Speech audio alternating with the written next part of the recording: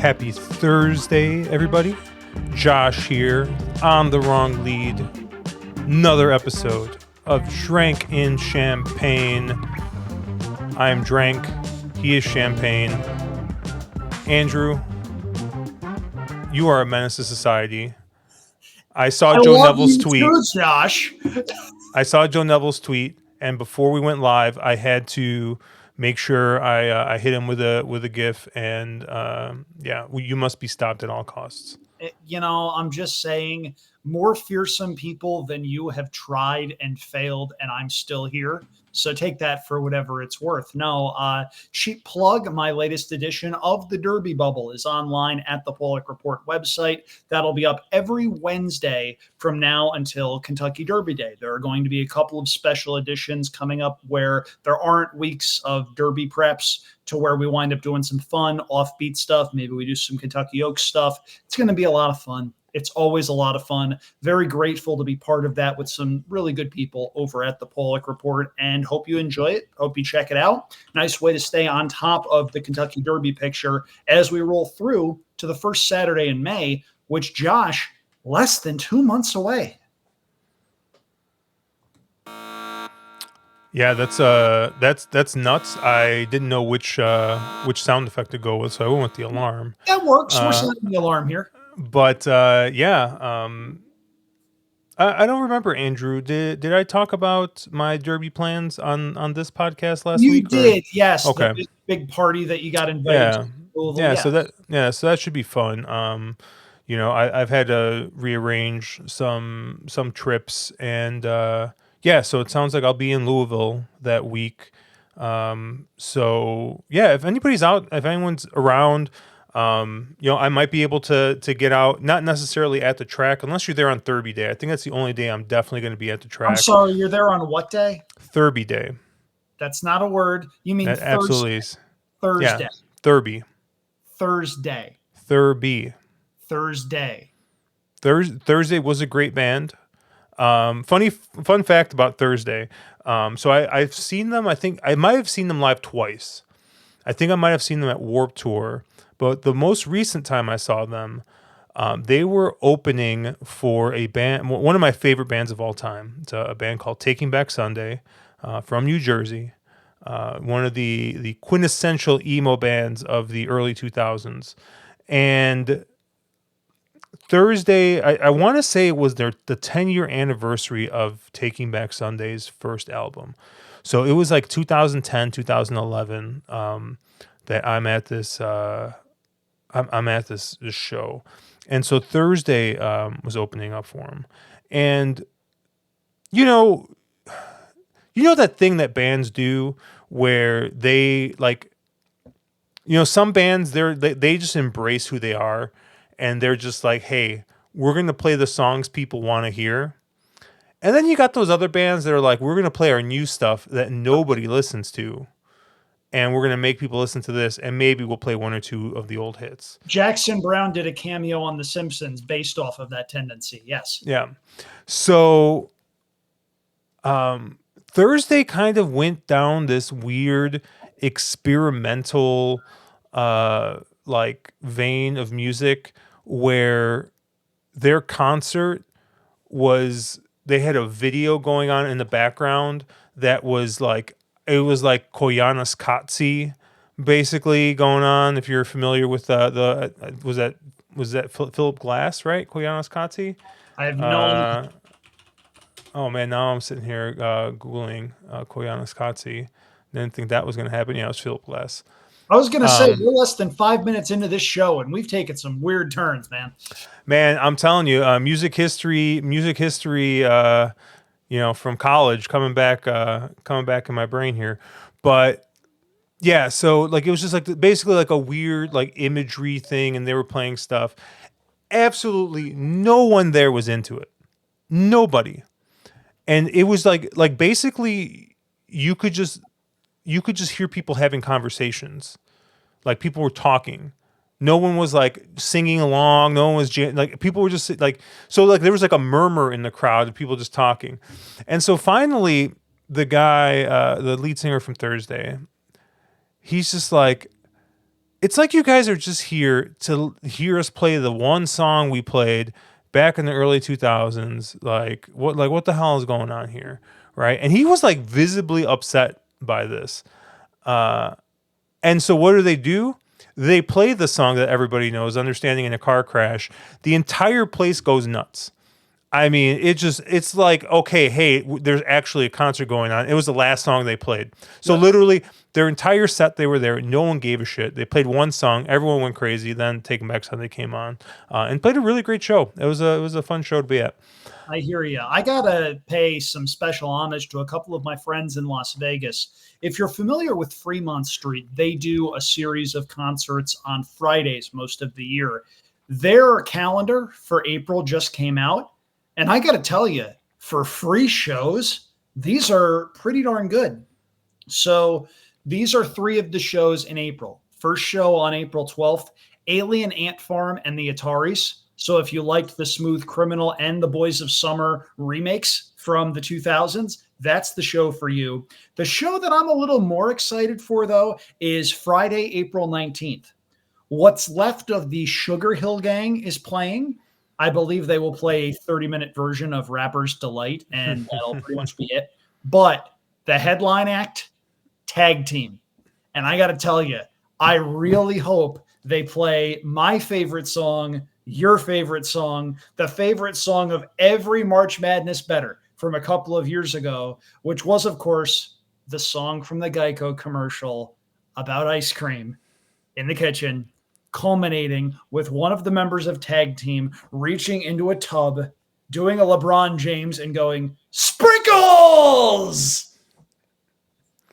Oh God. It's Um, great. It's absolutely fantastic. Also, Lit is playing the last Friday of April as well. So if you like the great guitar riff that goes into My Own Worst Enemy, the that's the show for you. dude, I how like so I saw Lit like on that list. But I'm trying to figure out how I missed the Ataris and Alien Ant Farm, and I am clicking on the site here. And not that I don't believe you, but oh man, what is this? Pop 2000 tour? That's the other one that was on there. I wasn't entirely sure what that was, but Oh baby, O Town, BB Mac, and LFO. for those Oh of you out goodness. there that are listening as opposed to watching on our YouTube channel, Josh's face just lit up like a Christmas tree. I never would have figured him as an O Town fan, but hey, he's an Dude, all or nothing kind of guy. that is like junior high all over again. But what's funny is I saw Lit, and if you've ever been to the Fremont Street experience, it skews. I don't want to say it skews older than the Strip, because I think the Strip does have people our age and younger there. Obviously, they're the party, but at the same time, right? Got a lot of octogenarians there, right? People, like tons. Would it be fair to say that maybe the median age at Fremont Street is higher? It's certainly for people who are looking for an older style Vegas experience. I would say so. It's not insanely higher. It's not like the Strip is for 25-year-olds and Fremont Street is for 45 and up, but it definitely skews a little bit older. I Under normal circumstances, I would say a little bit more mature, but it's Vegas. Maturity is relative. Speaking of which, really quick, cheap plug. If anybody out there has not seen the Netflix series Obliterated, highly recommend it. It's hilarious. It's an 8-episode series based in Las Vegas. So trust me, Josh, this is relevant here. But if you haven't seen it, you absolutely should. It's really unfortunate that they canceled that show due to the writer's strike. It's excellent. Yeah. So, like, when I think of Fremont Street, I think like if you're like 45 to 60, like it is your jam, Yeah. But like younger or older, I feel like that demographic prefers the Strip a little bit. But like, anyways, the point I was getting at is I saw Lit was opening up, and then I stopped, and I'm like, oh shit, we are like 3 years away from me being their target audience. You Well, know? You I know don't what I know mean? Like, that, but the one thing that I will say is Fremont Street has attracted some younger people with a couple of different innovations. Stadium swim at Circa, for Circle's God's sake. beautiful. Yeah. That's our jam. Shout out Ryan Dickey. Yes, they're targeting our kinds of people, with the exception they're not targeting horse racing people at all whatsoever. But Fremont Street in general is also home to friendlier blackjack rules at most of those properties. You can find lower limits. You can find 3-2 as opposed to 6-5 if you look hard enough. There is enough knowledge out there to where people who know enough will say, if you want to play blackjack, play off the strip, unless you're at Treasure Island, one of our favorite places, because they offer 3-2. But there are better odds, better games elsewhere. So two things. One, I've never been to Treasure Island. Oh, you should. You should. It's a fantastic place where dreams are made, and there's 3-2 blackjack, and there's this great mix of people. One of my favorite spots. Yeah. I like early on in Vegas. So like the first couple times I went to Vegas, I just visited as many places as I could, gambled, whatever. And then like after the second time I went, and at this, like, I mean, I was barely gambling. I was maybe bringing like $300 for the entire trip for a solid 3-4 days. Like I was maybe gambling $100 a day, if that. And then they started sending me free rooms. Caesars did. And at that point I was splitting my play wherever. I didn't care. Yeah. And so I was like, oh well, I'm gonna go play at Caesars. Like, they gave me free rooms. And so once that started happening, I basically was just like only staying with one company or the other. I eventually switched over to MGM, and I've been there. I've been there since. Not No particular reason. Well, I mean, I think the MGM properties are just flat out nicer as a whole, especially after what Eldorado's kind of going through right now. I feel like they got to invest some money to clean up some of the places, but that's a very, very long conversation for other stuff. But I've mostly been MGM. But yeah, like besides one trip I took to the Venetian during COVID, I've kind of for the most part stayed at one place or the other. And because Treasure Island is kind of off on its own, I just never went there, never gambled, and yeah, so I've never visited. But I will say, we went to Circa last time we were there, going to be a year now when we went for NHC last year. And it was the first time Caleb had been there, the first time I think my buddy Gary had been there, first time Mark El Capitan had been there, and they all loved it. They were like, this is great. And at some point, I think this past winter when I went with my wife, I was just walking through Golden Gate, and which is affiliated with Circa. It's one of Derek Stevens' properties, and it was nighttime, peak time, and I walked past. There was a $10 craps table. I didn't see a $10 craps table anywhere else that entire trip. Golden Gate had one, so Yes.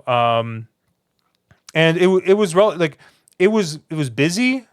Like there were maybe like 10 people on there, but there were still probably like two spots on each side, so like you could easily have gotten on. So it's yeah, I think from a gambling perspective. Now I do play a lot of machines when I play in Vegas.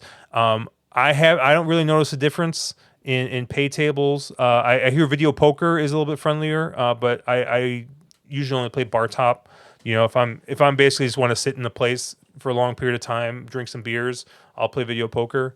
But I haven't really noticed a difference. And from what people have said, some of the pay tables they're starting to kind of look similar, where the edge may be going a little bit lower. But like you said, I think table games you still get you can still get a decent gamble there. Another place, if you're willing to walk a little bit, is Ellis Island. Have you ever been there? Have been there, yes, was not there long. I wound up getting an odds sheet for a Kentucky Derby future wager. I was looking at the odds sheet, and something happened to me that has never happened at any other Vegas establishment. The sports book itself was closing up There wasn't any tellers, but there were still TVs going. There were still machines, whatever. I got kicked out of the sports book for looking at an odds sheet after they were technically closed. Where? Ellis Island. I don't think they have a sports book. They did. Well, I Wait that a place minute. No, is it wasn't Ellis Island. It was Silver Sevens. My bad. yeah I get those two mixed up. They're close to one another. yeah. It's seriously one of those like WTF moments. So very sorry about that. It was Silver Sevens. It was not Ellis Island. My mistake. Sorry about that. If you're out there from Ellis Island, I have actually heard decent things about Ellis Island and that they offer some cheaper gaming options. My personal pick is Orleans, which is where my dad and I are going to be staying again.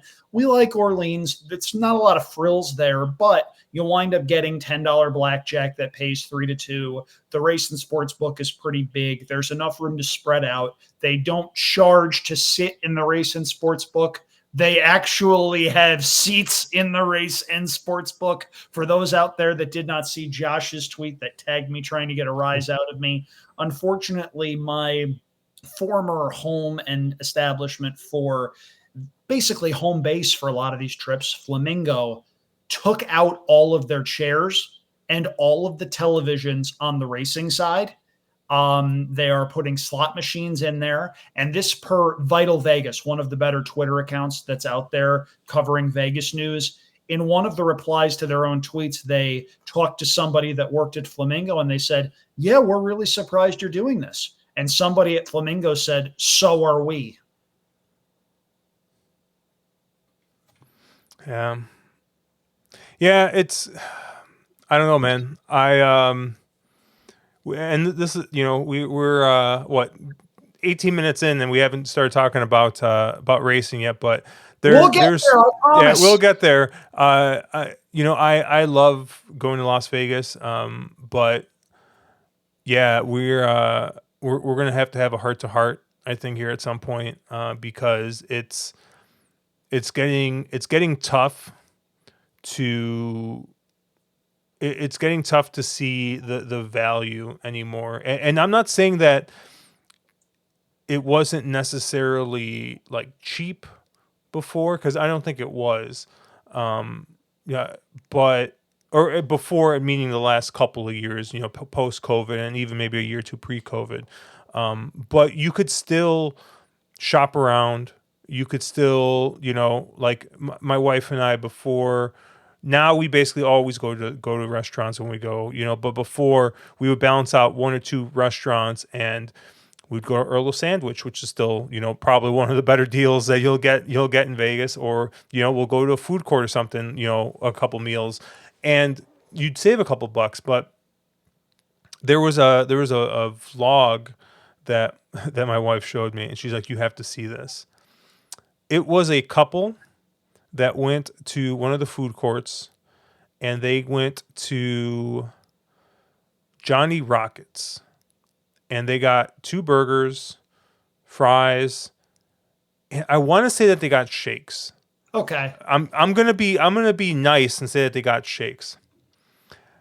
It was like, I think they said it was something like $48. It was some large amount, right?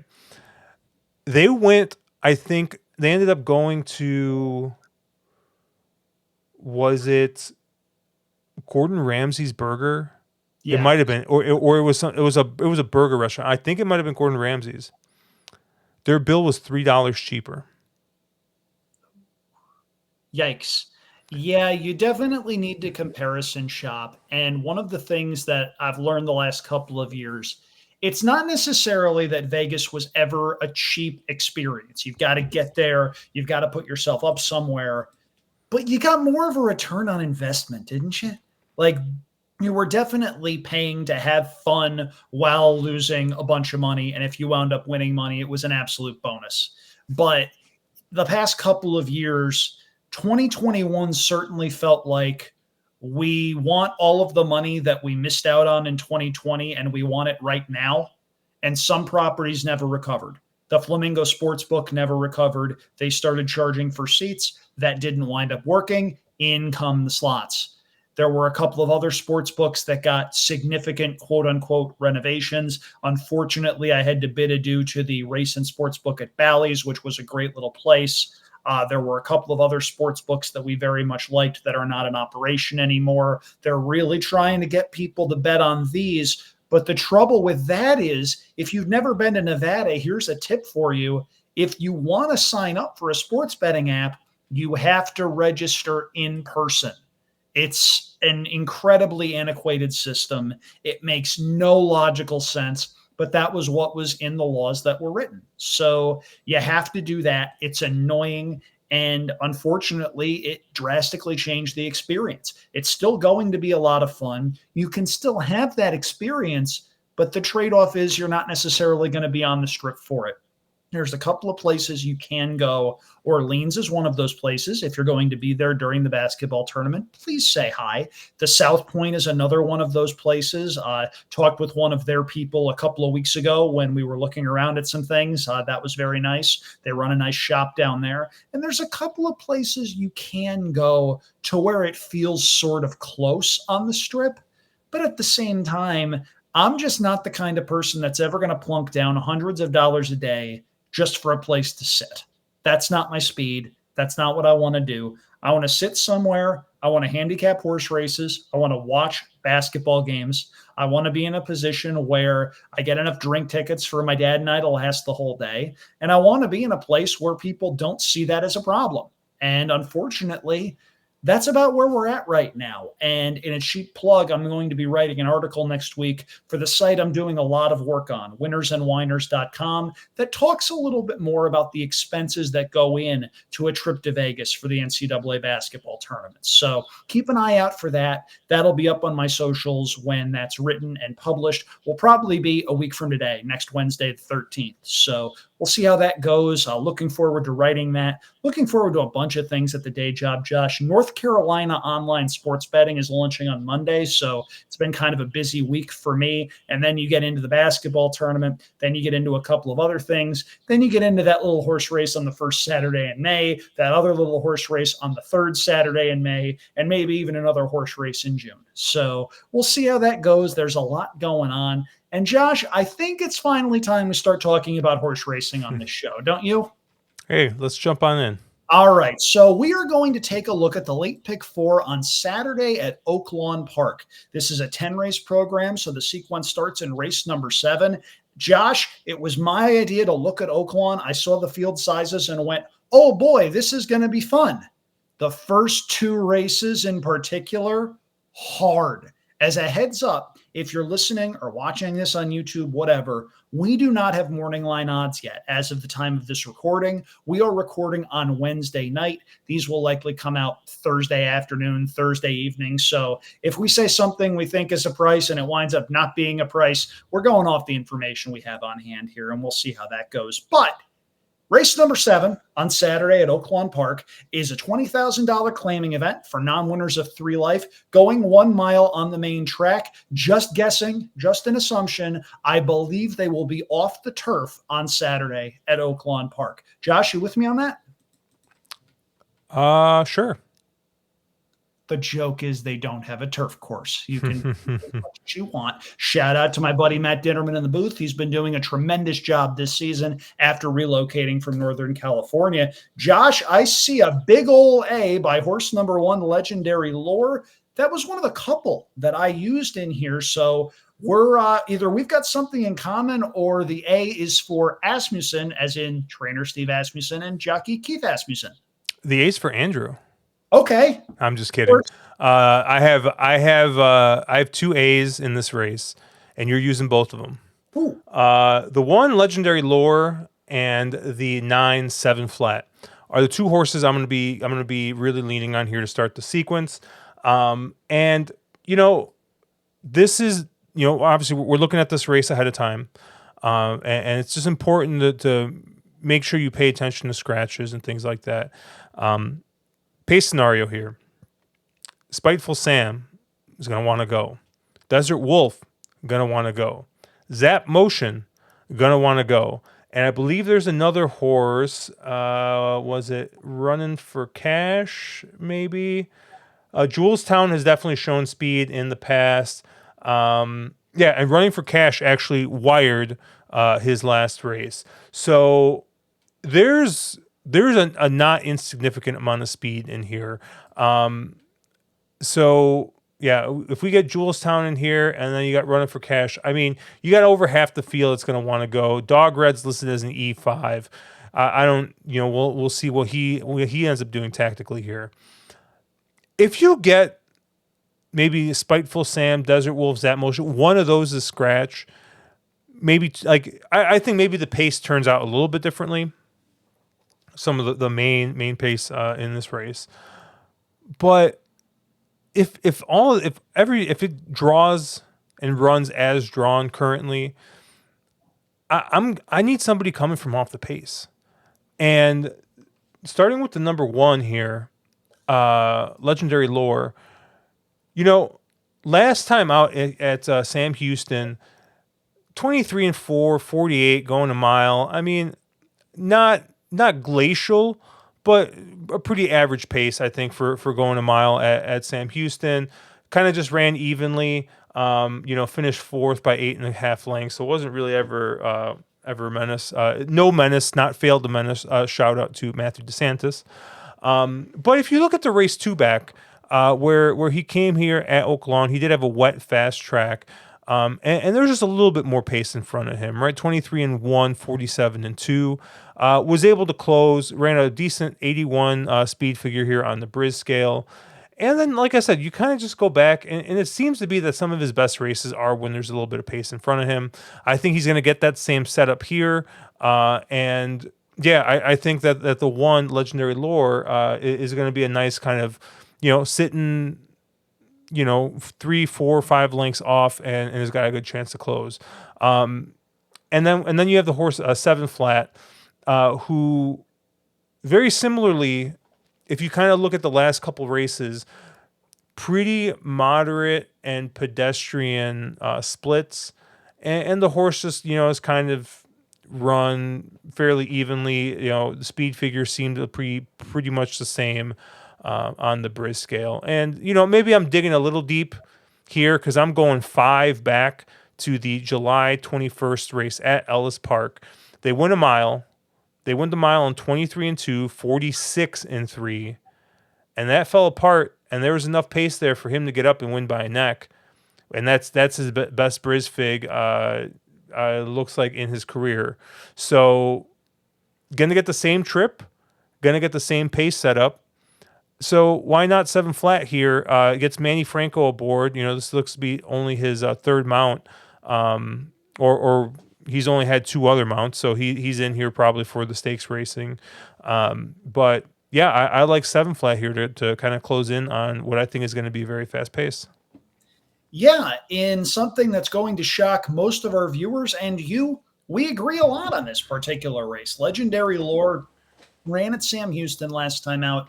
Sam Houston is like the forest where the tree falls and nobody's around to hear it because nobody outside the state of Texas can bet on it. So your guess is as good as mine what to make of that race. But we know this horse likes Oaklawn Park. The races 2 and 3 back were very good.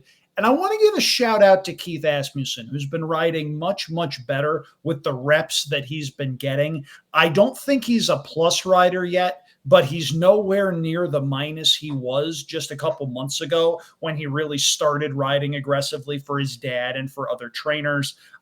Keith Asmussen has been winning at a 15% clip this meet. That's not bad at all. The rail draw's a little bit of a concern. I've got to go 3 deep. You mentioned Seven Flat, horse number 9. I don't think you have to go back 5 starts. I think a repeat of the 2-back effort at Churchill Downs might be enough to win this race. That day, he was 4th, beaten 6 lengths, and what was a pretty fast race for that level. They go a mile in 137 over that surface. That's a pretty fast time for $30,000 beaten claimers. Was off for over 3 months, came back going 6 furlongs. 6 furlongs is not this horse's ideal trip. He wants a mile. He wants a pace in front of him. Check and check. Got to use that horse. The other one that I do want to talk about a little bit that I think is going to be a bit of a price is horse number 7, Lil Sweet Thing. I usually don't like these horses. Lil Sweet Thing has not won since November of 2022.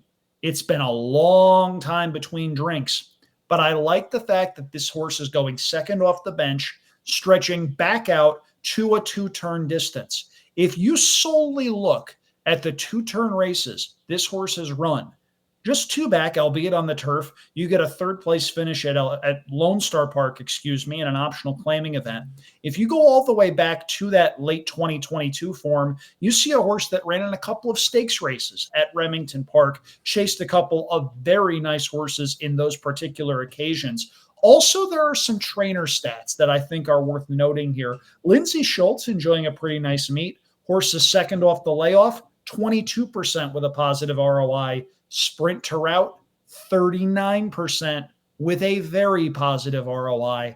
I think there's plenty to like in here. And if you're looking for a closer to pick up the pieces at a bit of a price, I think Little Sweet Thing is a horse that you need to throw on your tickets. 1, 7, and 9 for me. I think this is a pretty good betting race. I have no idea who's going to be favored in this particular spot. If a couple of the speed horses wind up scratching, you could potentially talk me into using Zap Motion, horse number 2 in the program. Speed against better, dropping in class for a barn that's hitting at 21% on the meet. I do think this is a horse that likes the two-turn route of ground and seems like the speed of the speed. But there's a lot of speed in here, Josh, as this race is constructed right now. Yeah, I looks like we're basically seeing it the same way. If you're new around here, that rarely happens, so savor it. Yeah. So probably just bet against us also if yes, we've just put horses 2, 3, 4, 5, 6, 8, 10, and 11 in the winner's circle. The first ever 7-way dead heat. There we go. Race 8. We're going to be going a mile and the eighth here on the main track, the only track. Just like I have my favorite brother. Yeah, this is one of the big maiden races. $115,000 here, and I landed on 2 horses in this spot. And looking at your ticket, Andrew, we do have one in common, which is the one Native Land. We both like it. Obviously, I think this is a horse that took a slight step forward second time out, and first time out just basically was given no shot to win. Was 73-1 in that race and ran a solid third. Actually had the lead at the stretch, and then came back and backed that effort up. So third time here for Riley Mott, who's yet to have a win at this meet in 22 starts, but does have 7 horses that have run into money. So maybe just a little bit snake bitten here. But Mastery doesn't tend to win early in his he's only 8% first timer. So maybe one that does need a couple of runs to kind of figure it out. But I think could be a little tough to beat here. Inside drawn speed, always dangerous. So I did like the one.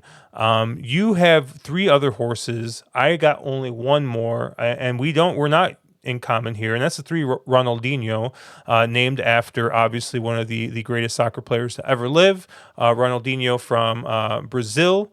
And I just don't think that there was anything wrong with that run last time out.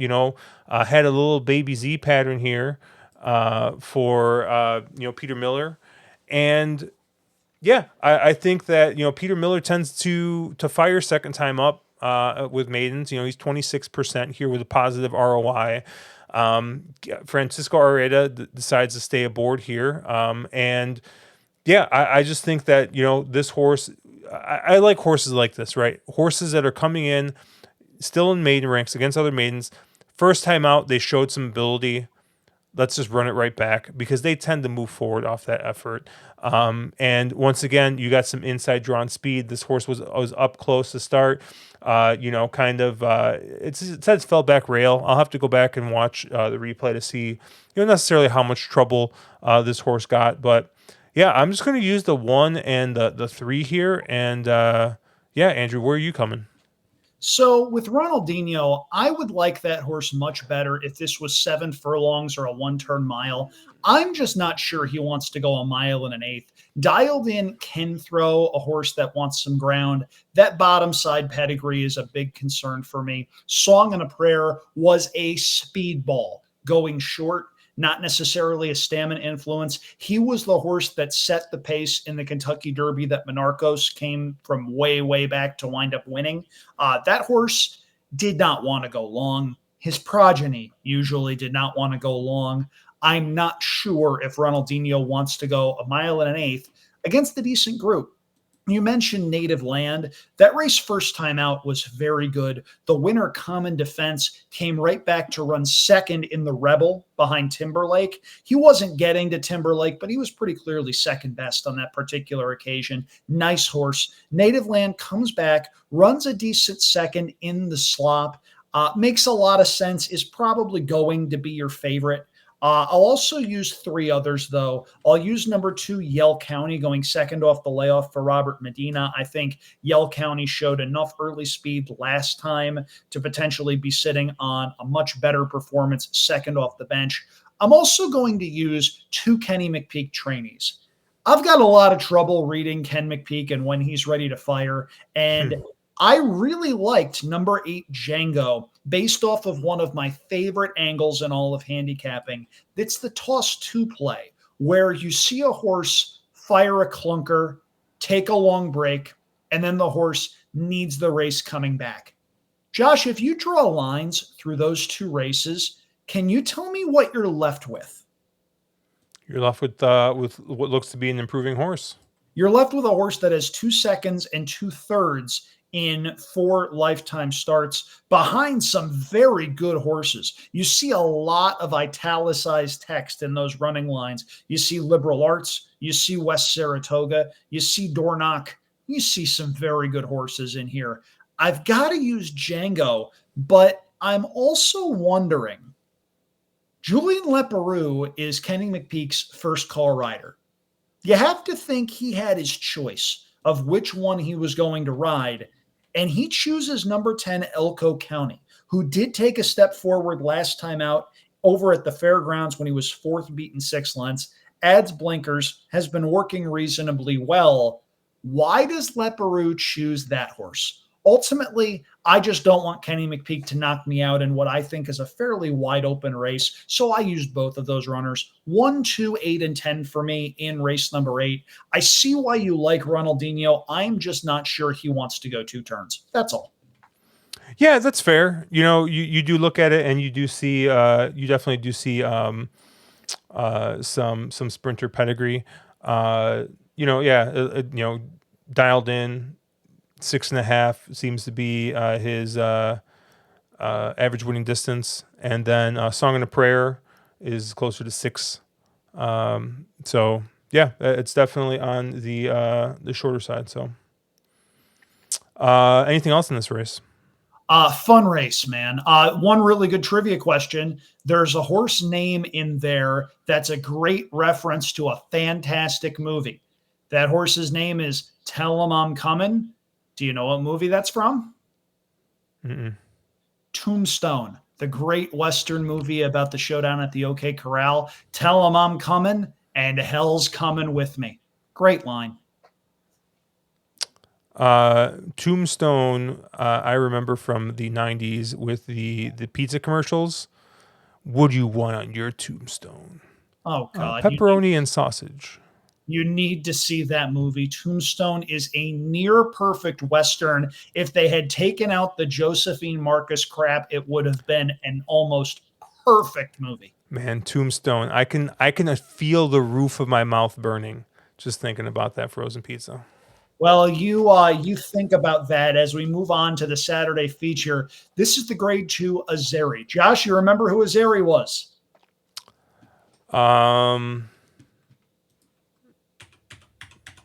If you don't, you have to hit the boo button on yourself. That's the rules. I don't make them. I just enforce them. Oh, it's a language. Azeri was a champion mare, Hall of Famer, Really, really good horse for a very long time. Won Horse of the Year honors with Laura de Saru, finished out her career in the care of D. Wayne Lucas, ran a lot of big races, danced a lot of dances, and is the namesake for a Grade 2 stakes race that is the prep for the Apple Blossom, one of the big races for older distaffers. This one going a mile and a 16th. Field of 8 signed on for this one. I'll take the lead on this because I'm pretty confident in which horse is going to go favored, and I don't like that horse in here. Oh yeah, who's that? I think that horse is number 4 Comparative, who comes in winning 3 in a row and 5 of 6 for Brad Cox. I don't like her at all in this particular spot.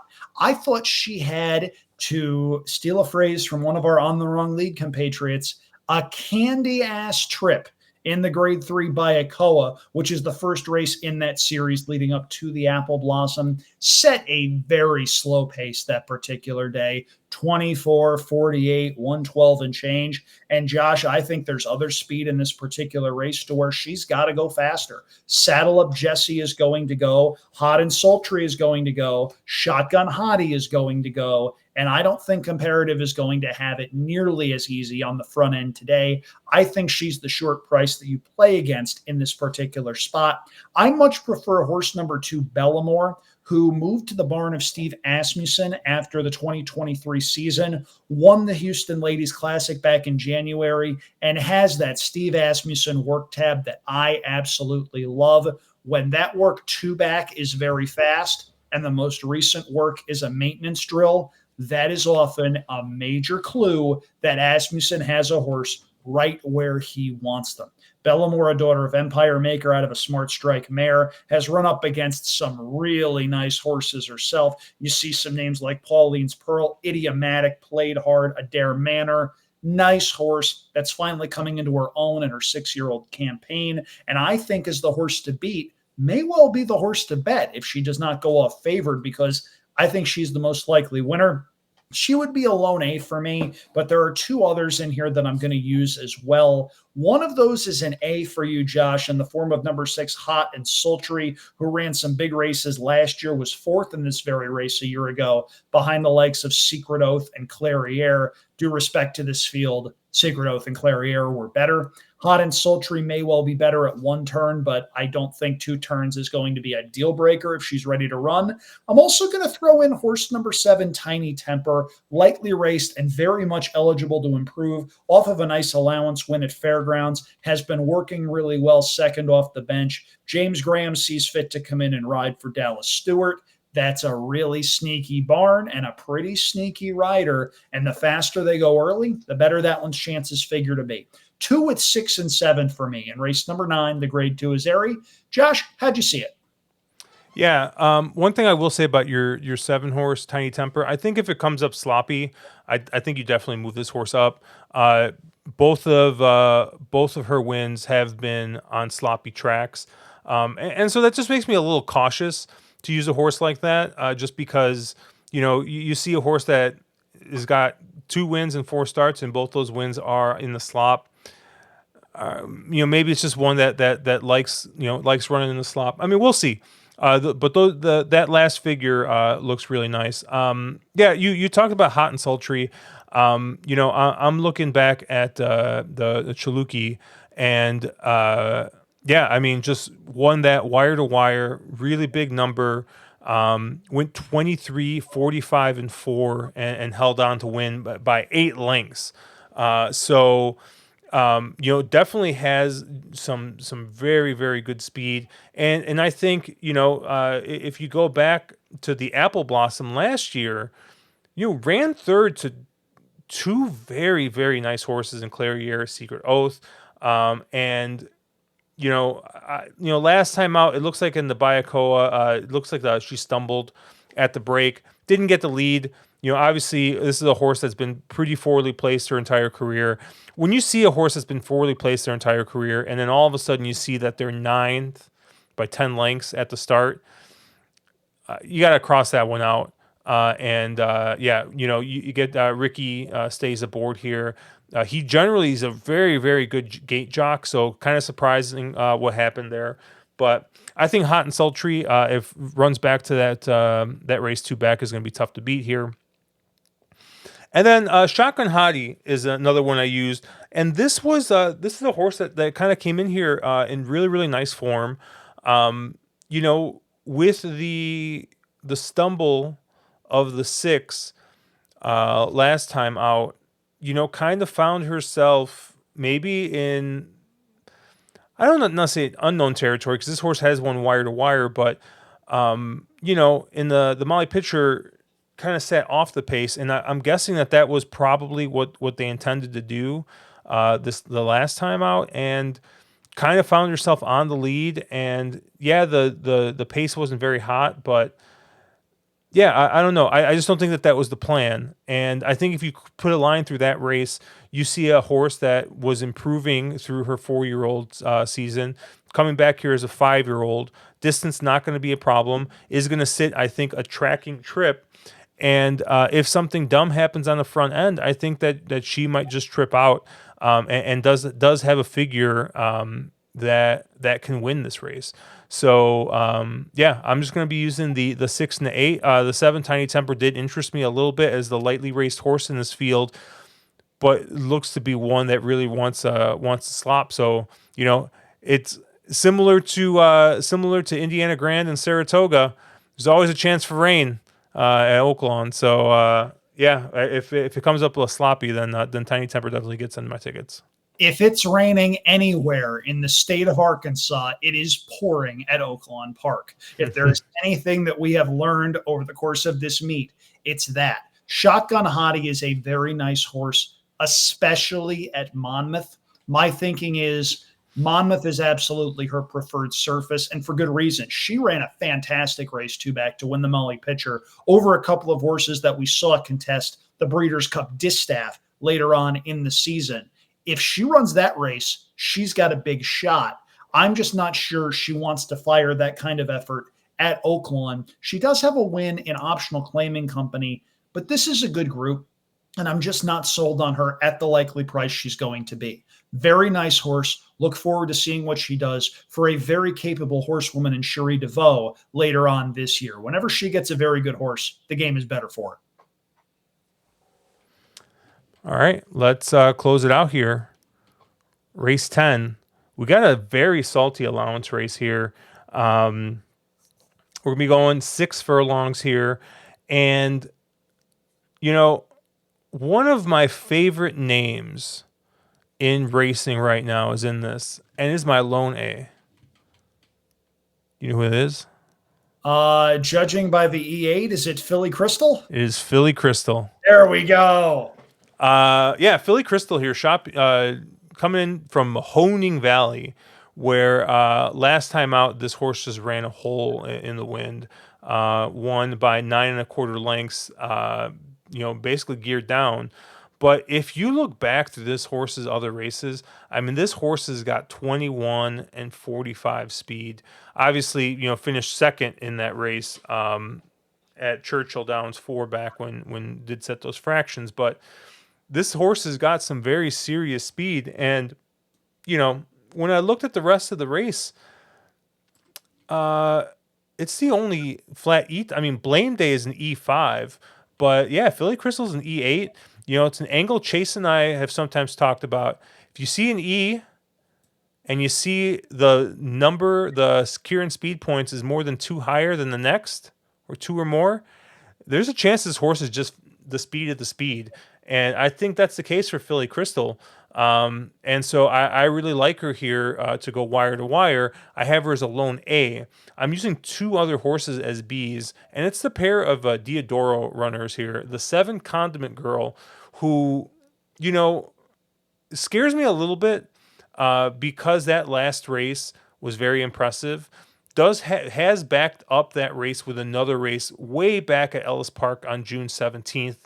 Where she ran a similar figure going wire to wire and won by open lengths.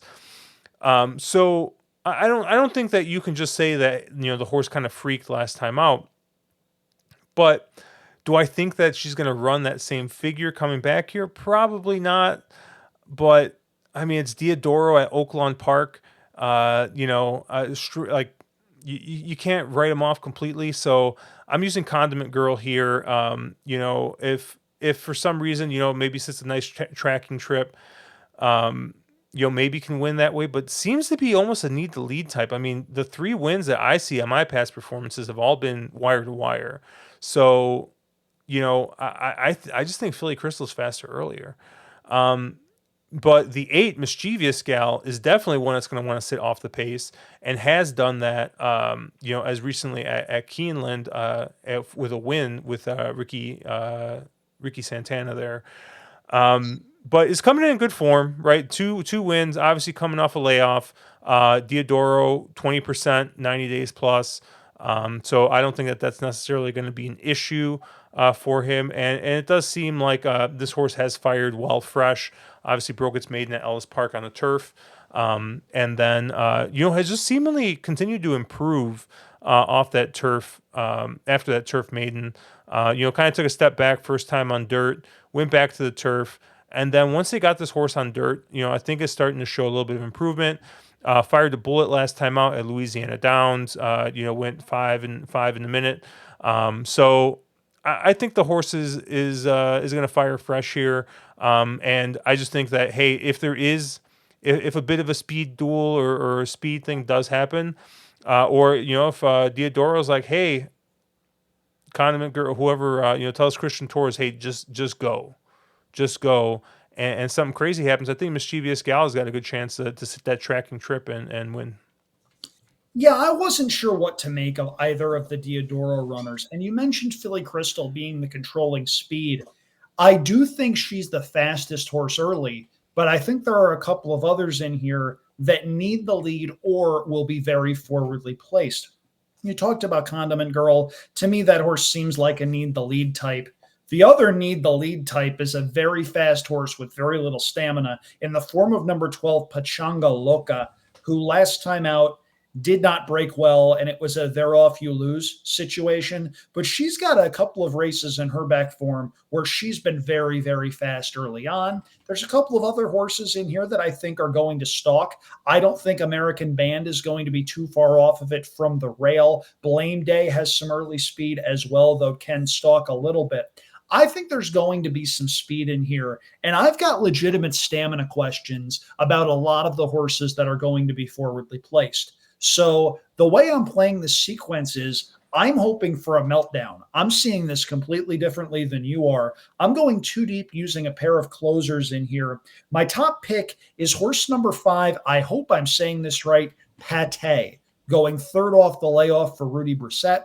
If you look back at the late 2022, early 2023 form, when this one was running consistently, you see a horse that ran second in the Dixie Bell Stakes, a $150,000 overnight stakes race back in February of last year. I thought she ran a bang-up race that day, wound up coming back. They tried 2 turns in the fantasy, just not what this horse wants to do. This horse is a 1-turn, 1-run type. They brought her back in December at Oaklawn, and I thought she's run 2 pretty sharp races, albeit as a beaten favorite.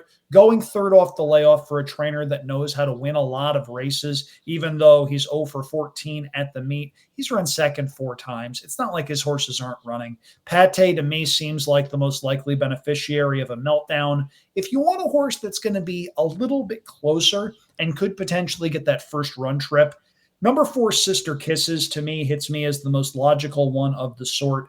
And this is a horse that, when she's right, has a fair bit of talent. 1-2 starts back in a $30,000 claiming event. That day's second place finisher, came right back to win. And Sister Kisses, I thought, ran fine last time out at this level. Third beaten just a half length, was between horses most of the way. Not necessarily an ideal trip over a very muddy track.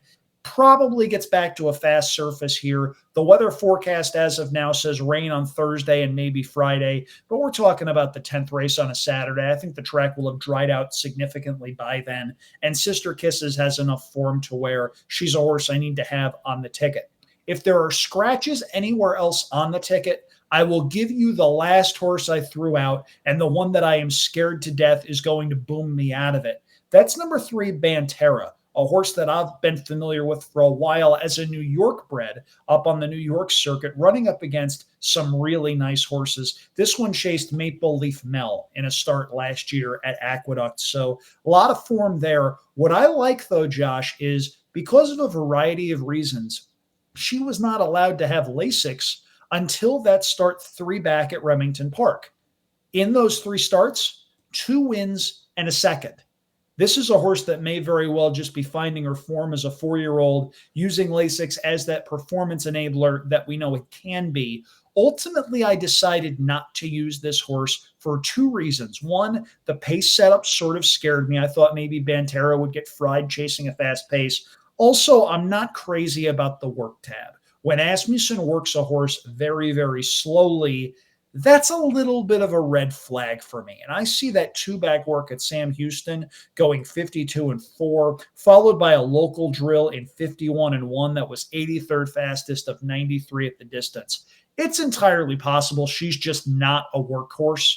There are some very good horses that have struggled in the mornings to look anywhere remotely impressive. One of Chad Brown's first big horses was a turf horse named Big Blue Kitten, who they put in maiden claiming races because his workouts didn't look all that great. Well, he wound up winning a lot of big races for Chad Brown and the Ramseys. So workouts not always indicative of a horse's performance in the afternoons. And this one's a pretty nice horse that I think has a New York bred stakes race or two with her name all over it. But I think this is a pretty strong race. And I do think that the pace is going to be very hot up front, with a bunch of horses that are going to be flashing the warning lights with about 3/16 of a mile to go. And I think that benefits the 2 horses I'm going to be using, Sister Kisses and Pate. Nice. So I have your ticket up here, Andrew. 179 with 12810 with 267 with 45. That's a $36 play. I'm going a little bit cheaper than you. I'm 1-9 with 1-3 with 6-8 with 2-7-8. Believe that's a $12 play. Yep, You can that's check my correct. math. Okay. Yeah. Don't worry. I can math every once in a while. And I I think cannot. math here. I cannot. I need to plug it into ADW to figure out how much my bet's going to be. It's okay. I hear you. I've been there. Fun fact, I did not take a single math class in college. Neither Not did one. I. It was great. Just wonderful. Yeah, I got a 4 in AP Calc, so I didn't have to take any math. Yep. At Ithaca College, it was either a math or a business course as one of the core requirements. I took business law, bombed the final, but passed the course. Yeah, I was the opposite. So when it came down to, I was in calculus and I was an awful student. I just would fall asleep in class every day, and I had this. I'm gonna say a hard ass, but I don't really think I'm remembering it as being a 17-year-old kid in high school. So I mean, he's probably a nice human being, totally fine, right? But But you're like, viewing him as the instructor from one of the war movies, Full Metal Jacket, probably. no, I mean he wasn't that bad, but like, I think it kind of pissed him off that I would sleep in this class and still pass all the tests. And he, I remember one time in class, he saw me nodding off, and he called on me to answer like some question, and like I literally opened my eyes, I looked at the problem, and I answered it, and like you could see him like get visibly red, like so like I was just a pain in the ass, right? So like it probably wasn't him, it's probably me, but anyways, he's like, hey Josh, I need to stay after class, and he basically tells me, he's like, hey, he's like, we have a month left or 2 months left of school. You got a month before the AP test. He's like, you're not going to pass. He's like, the only way that you can pass is that we had a couple of review tests before the AP test. He's like, you're going to need to literally get a 95 on every single one of these tests, weekly tests leading up, in order to pass the class. And so sure enough, I got 95, 96, 100, 95. I just every single one up until, and then I got a 4 on the AP Calc test. And he was just like, I think it had to have pained him to write C on my report card for barely squeaking by that, when I basically I knew the material. And like I said, totally just me being an awful fucking student. I still am a really bad student. I have a hard time with these certifications I have to get for work. I have a hard time paying attention in class. But like as soon as I get home, I do like whatever project I need to do. I pass the test. I get just knock it out as quickly as possible, because it's like there's nothing I can think of less than I want to do than go back to school. So, which is funny because I work for an academic institution, and guess what? One of the perks is you can go back to school for free. So like a lot of the people I work with, they have MBAs, they go get their masters and all stuff because it's free. It's 100% free, and I'm just like, no, you couldn't pay me to take advantage of that. But So I can end with a high school story that I don't get to tell nearly enough because of how ridiculously absurd it is. This is me. You know it's going to be weird. So my senior year at Kingston High School in Kingston, New York, go Tigers, I took a class called Participation in Government Criminal Justice. In New York, you had to take, as a senior, an economics class and a government class. So a whole bunch of people I knew took AP government. I had no interest in doing that. I took Participation in Government Criminal Justice, where we got to act out a court case. It was basically a mock trial. We watched a lot of Law and Order. The teacher was a guy named Chris Salmons, who was a good guy. I believe he's still there. I know he coached the swim team for a while. Well, he decided to get a little bit cocky, and we were talking about police shows in class one day. And Hawaii Five-0 comes up, and he goes, I will give any student in here 100 on the next report card if you can sing the theme song for me. I raised my hand. Da da da da da da da da da da da, and I kept it going, and all of a sudden half the class started trying to join in, and Mr. Salmons at his desk is banging his head into the wood going I did wind up getting 100 on my report card for that quarter. Shout out to Mr. Salmons. He was a man of his word. But I told my dad that story, and he, I don't think, has stopped shaking his head for a variety of different reasons. But I appreciate you doing that. That unlocked a core memory for me that I will always appreciate. I can't believe it, but my 20-year reunion is coming up in a couple of years. I'm that old. It's a little jarring. All right. Well, that's going to do it for us. Obviously, we can you can catch us at ontherwronglead.com, at wrong_lead. Andrew is at Andrew Champagne. I am at Cherry Drink. We will be live streaming tonight, 7:30 Central, 8:30 Eastern, on our YouTube channel. Have a good weekend, guys. Let's make some money.